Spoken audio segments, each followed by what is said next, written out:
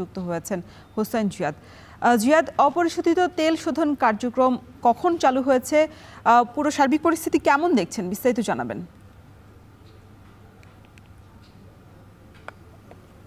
রোশন, আজ সকাল ঠিক 8:25 নাগাদ ইস্টার্ন রিফাইনারি চালু হয় প্রায় 3 সপ্তাহ পর। গত বুধবার চট্টগ্রাম বন্দরে 1 লাখ টন ক্রুড অয়েল নিয়ে মধ্যপ্রাচ্য থেকে নিনেমিয়া জাহাজটি ভিড়ে এবং গতকাল সেটি থেকে লাইটারিং হয়ে 2টি লাইটার জাহাজে 4000 করে 8000 টন ক্রুড অয়েল ইস্টার্ন রিফাইনারিতে আসে, যেটি একেবারে চালু করার জন্য ন্যূনতম লাগে।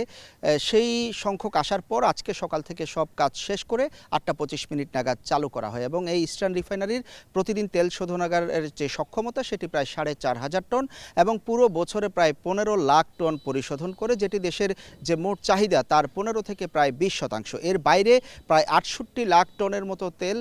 প্রতি বছর বিপিসি আমদানি করে, যেটি পরিশোধন এবং পরিশোধিত এবং অপরিশোধিত তেল আমদানির পর মূলত ইস্টার্ন রিফাইনারিতে পরিশোধন করে সেটি পদ্মা, মেঘনা, যমুনা সহ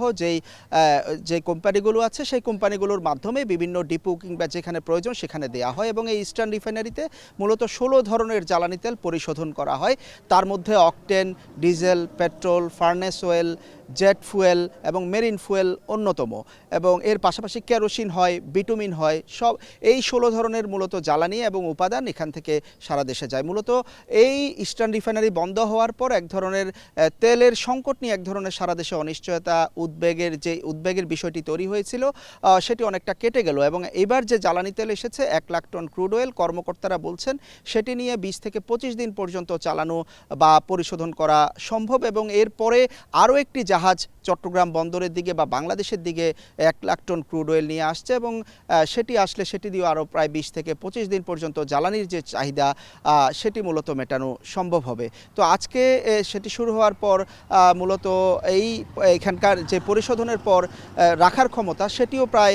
2 লাখ টনের মতো অপরিশোধিত তেল রাখতে পারে ইস্টার্ন রিফাইনারি এবং পরিশোধিত তেল রাখতে পারে বা জমা রাখতে পারে প্রায় 1.5 লাখ টনের মতো। তো সব মিলিয়ে আজকে থেকে যেহেতু উৎপাদনে গিয়েছে এবং এখান থেকে পরিশোধন হয়ে পদ্মা, মেঘনা, যমুনাতে যাওয়ার পর সেটি আসলে বাজারে আসা শুরু করবে। রোশন, প্রায় 3 সপ্তাহ বন্ধ থাকার পর রাষ্ট্রায়ত্ত তেল শোধনাগার ইস্টার্ন রিফাইনারি আবারও